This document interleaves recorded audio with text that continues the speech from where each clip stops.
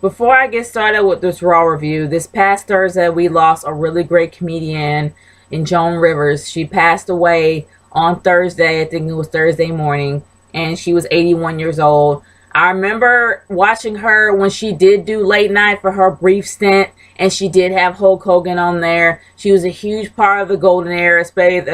She was a huge part of when celebrities were definitely starting to merge into the WWF.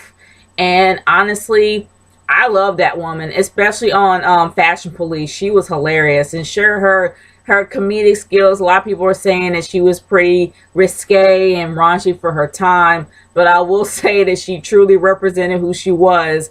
And this woman was fierce. She said whatever came out, was ever in her mind. She never held back, and she definitely said how she felt. And I really do respect her, and she will be missed. Rest in peace, Joan Rivers, and God be with you. Well, God is with you. Rest in peace.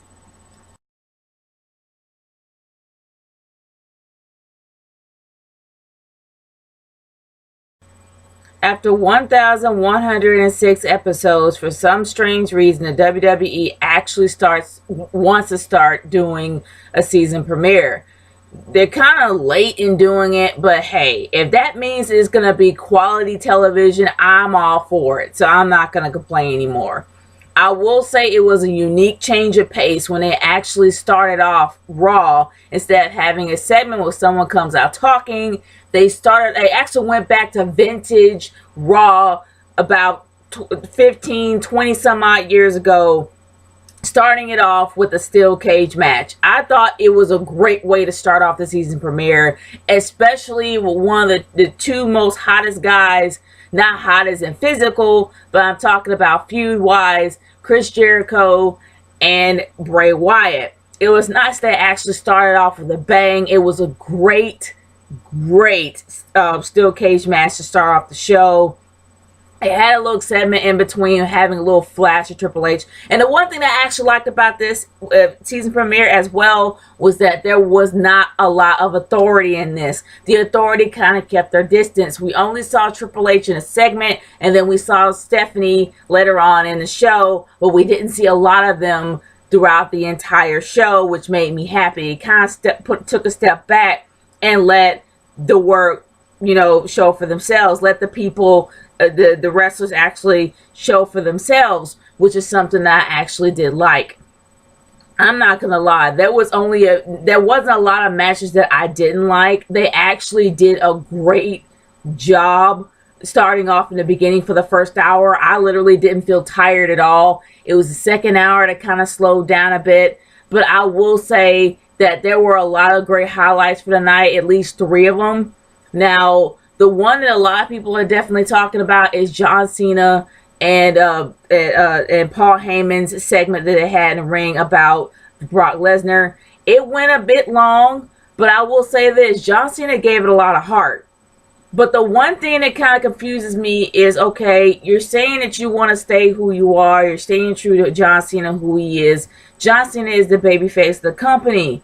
And I guess me coming from like the golden era, I'm used to baby faces being who they are, true justice in the American way, never deviating at all to violence towards people who cannot defend themselves. That is what a baby face stood for. That's what a golden baby face was stood for. And I guess I'm still stuck in that mode because that's what I grew up with. And hearing John Cena planning on fighting Paul Heyman if Brock Lesnar isn't out there is not the babyface way. It's the heel way.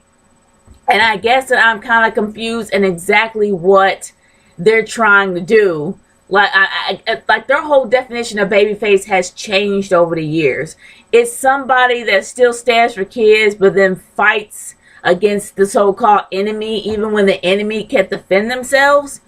It's something that is really confusing to me, and I really wish that John Cena would make up his mind what he wants to be.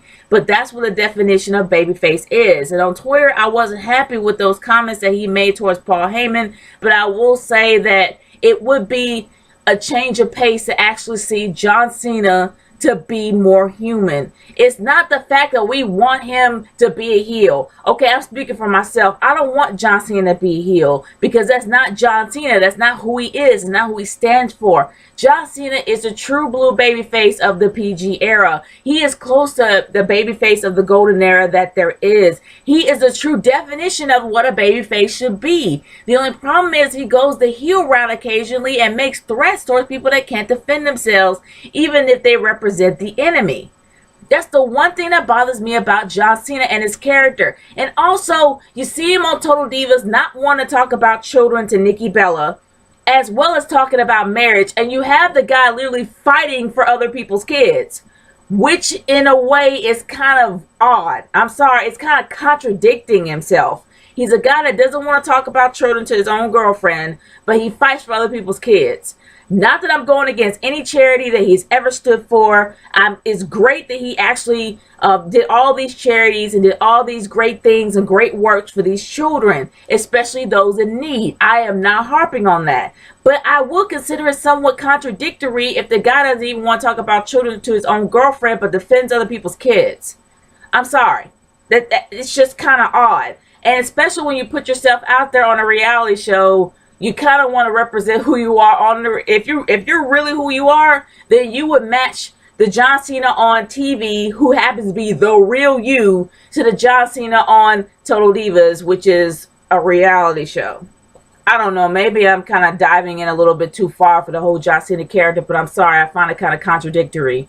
But either or, it was a great segment, especially with Paul Heyman. And Paul Heyman, of course, blew up the mic and actually blew up the face of John Cena. And he's literally saying everything that the internet, as well as the folks on YouTube, including myself, as well as all the other fans in the WWE universe wants to see. They want to see John Cena looking human. They want to not have him as a superhero android every night. They want to see him as a human being. Now, I'm not going to lie, company-wise, he is representing what a true babyface should be. But it's to the point where he's actually booked as a Superman every night, and I'm tired of seeing that. I kind of want to see him as a human being, especially during the hardest times of this year. I mean, times are hard. People want to actually see somebody that actually represents them. That's why Daniel Bryan was over so well. And that's just my personal opinion of it, but I'm not going to harp on this whole segment. I will say that this segment really was executed very well, and it put a lot of heart between both of the characters in the ring. I will say that, and I'm just going to move on from there. Now, the next best thing of the night, which made my eyeballs happy, as I said on Twitter, was NXT. Oh my gosh, NXT TakeOver 2, even though I didn't call it TakeOver 2, it's NXT TakeOver Fatal 4-Way, with Sami Zayn, Adrian Neville, who else was that? Sami Zayn, Adrian Neville, Tyson Kidd, and Simon Rex. I think not Simon Rex. I forgot his name. But anyway, if you guys can remember the fourth guy, I know he's the model guy, but for some reason his name kind of left me. But for those that actually remember him, leave his name in the comment section below, because I forgot. For some reason, he just blacked out. But either or, that was probably one of the best matches of the night. Seriously, they showed up, everybody at Raw tonight. They showed up the vets. I highly enjoyed what happened. Like, I highly enjoyed that entire match. It was great. It was fast-paced. It was wonderful. It showcased what these guys truly have. They stayed true to their character, which I'm like, okay, if you're going to do that with them, why not with the Divas? But I'll move on from there. It's another discussion in itself. But I will say that it was a great match, and it made my heart and my eyeballs happy to see it. It was magnificent. And they literally outshined everybody on the main roster on Raw. They really did, and I enjoyed it wholeheartedly. And I hope that when these guys actually go on Raw, they stay true to who they are and they don't change them. But guys, great moment, great match, great everything of the night. One of the greats, seriously. But there was a segment that literally made my eyeballs hurt and actually made me tired throughout the second segment of the second hour of the show. And we all know what that is. The whole segment with Jerry Springer. I got no beef with Jerry Springer. I'm not gonna lie. I watched the show when I was in college. I watched the show pretty much every single day. I watched the show even when I was in my teens. But he has no relevancy in WWE anymore. And I'm like, dude, how much did this cost them? We know that they're trying to cut back costs. I know they're trying to reinvent their brand to bring in more viewers, but for crying out loud, stop bringing in celebrity guests. Just stop. Especially people that are not as relevant as they are and as they are right now. That he was relevant in the 90s on up to maybe the early 2000s, but you don't really hear or care much about Jerry Springer at this moment because TV is starting to evolve and Jerry Springer hasn't. And it's not really so much about Jerry. It was the Bellas. Good grief. Nikki, I'm not gonna lie, Brie is better on the mic than Nikki. But it's a given that it's uncomfortable for them to have this feud. But for some reason, they force feed it down our throats and expect us to accept it that two twins can fight. Or these twins can fight amongst themselves. But it doesn't matter. Nikki tries so hard to be a heel. She could be a heel against somebody else, but not against her sister. It's difficult. Then you brought in the mom, then you brought in the brother, and then it just made my eyeballs hurt more. That was like the worst segment of the night, and it went on way too freaking long. A lot of people cut off around that time. It was ridiculous.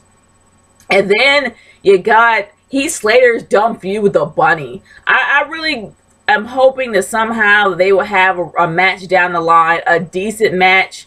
But I highly doubt they're going to have a long match with a guy in a bunny suit. I'm really waiting for him to reveal himself as being HBK.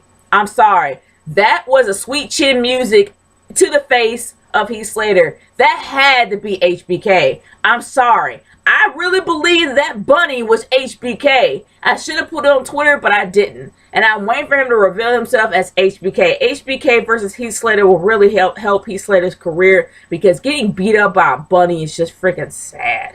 And I'm getting tired of Adam Rose. I really am. His gimmick is ridiculous now. I mean, it was fun and it was fun and hokey, but it was like a really fun and joyous kind of way. Like even though it was hokey and lame, well, it was not really lame, but it was just hokey and cheesy that you can still get into it. But now it's kind of getting lame, and you don't really see Adam Rose perform that long. He only performs for 2 minutes and then dips. And Titus O'Neil does his best to, get in where he fits in by doing his whole Omega, like he just keeps doing it, but it's to the point where people don't care. And honestly, I don't know. Maybe the Omegas kind of changed their mind about having, but he is one, so he's able to do that. But then seeing people trying to do the chant, I know they're hardcore about people doing their dog bark. If anybody do their dog bark, yeah, you may get beat up. But I think maybe they kind of lean back on it a bit since he's on TV. But besides all that, I will say that match really wasn't fulfilling, and I don't even know why I was there. This is supposed to be a push for Night of Champions, and I will say that I'm happy to hear that they have a second match for Night of Champions. They have Rusev versus Mark Henry. It's about time they got a black man do this feud and do it right. And I'm not trying to sound prejudiced, like some people say it's racist. No, it's prejudice. Why am I using air quotes? I don't know. But either or, I'm saying that they actually tried with Big E, but somehow Big E turned into a preacher and vanished. And now they had the most racist character. And I do say racist because he freaking is. He tried to literally get rid of every single immigrant on an immigrant list of deportation. That's racism, people. Not prejudice, racism, but I'll get off my whole high horse there. But anyway, I will say that you got one of the most racist characters in WWE history to actually be a part of the feud with Rusev as a hero, which made no sense. But now they ended up having somebody who happens to be a representative of the U.S. by being in the Olympics and being the size he is, the perfect representative to be in this feud. Seriously. And they finally did it right. And I'm actually looking forward to Night of Champions between these two because it's going to be a battle. And it's going to be a huge challenge for Rusev to actually overcome. So I'm seeing this is going to be a good match to watch. So I'm really interested to see how this is going to play out, and I'm hoping that somehow Jack Swagger does not interfere, because right now he's feuding with Bo Dallas, so I guess they're trying to skew off that. But either or, I'm just hoping it's going to be a clean fight between these two, and I'm looking forward to seeing on Night of Champions. But let's move on to the main event of the night. Now, I didn't care much for this match at all because it was boring, it was slow paced, and they couldn't keep themselves together. Randy Orton couldn't even keep up with Roman Reigns, and Roman Reigns couldn't do the same thing with Randy Orton. But I will say that this match actually was a lot faster paced than the match at SummerSlam. It was a lot better than the match at SummerSlam, and I enjoyed watching it. I really did, especially the ending when they brought down the steel cage and they just went at it. They just literally just started beating the ever-loving crap out of each other inside this ring. The one thing that I could do without is Corporate Kane. Ever since he retired his mask, he should retire being in a ring, period. He should not be in the ring at all, because that mask is what represented who Kane really was. That match represented the rage, the hidden anger that he had inside of him, the rage that he would take out on everybody because of whatever he went through that made him put that mask on in the first place. That's what that mask represented. When you retire the mask and you put the mask in a glass jar, you have no reason to be in that ring at all. You don't. You should leave it to Seth Rollins, because that's Seth Rollins' ex-brother. Now that's what makes sense for him to be in the ring and do what he did, especially when he jumped off the top of the cage and landed on Roman Reigns. He may have hurt himself, but either or, it was a great way to finish the match. It should not have ended with Kane in there. I'm sorry. Kane should have stayed gone, and Seth Rollins should have went in there by himself to actually clean house, which is what he kind of did. So Kane, it was irrelevant for him to even be there in the first place. But my overall thoughts is this. This season premiere was really, really good. I am not gonna lie, it had its sour moments, including with the Bella segment, as well as some of the matches that made no sense. And yes, they had a Divas match that rolled up in there that was supposed to be tied into Total Divas, which it probably will be in maybe season 4.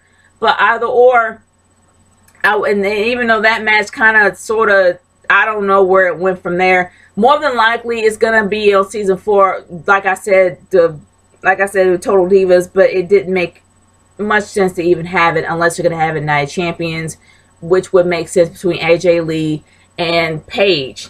But either or, I didn't really care much for that Divas match. So I'm not going to roll into it too much, but I will say that the season premiere really did good. It ended with a cage, and it started with a cage, and they both were great cage matches. The segments in between had a lot of heart to it. Some of them did, as well as some of the matches were great to watch. The NXT match to promote the NXT TakeOver Fatal 4-Way was one of the best NXT matches that I've seen, besides Charlotte versus Natalya, a match I will never forget. And she favorited me! Okay, I'm gonna stop. But, y'all, I want to hear your personal thoughts about this season premiere.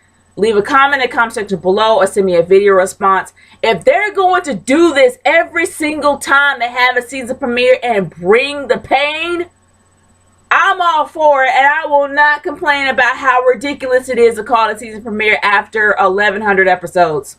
I won't say a word about it. This is Girl 30 signing off. Peace out, y'all. Later.